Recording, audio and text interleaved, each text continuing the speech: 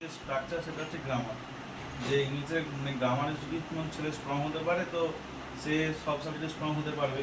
তো মেন আমি হচ্ছে যে স্যারদের থেকে বা স্কুলে যে সিলেবাস ছিল বা টেক্সট বুক ছিল বা শিক্ষার যে টাইপ ছিল, এডুকেশন সিস্টেমটা যেটা মন্ত্রতা, সেটা থেকে আমি হচ্ছে যে হলি চাইল্ড স্কুলে যে এডুকেশন সিস্টেমটা ছিল সেই সিস্টেমটা থেকে আমি ছোটোবেলা থেকেই যে একটা ছেলে মানে একদম জিরো থেকে গ্রামারটা লেভেলটা কীভাবে বাড়াতে পারবে সেই গ্রামারের লেভেলটা আমি বাড়াতে পেরেছিলাম।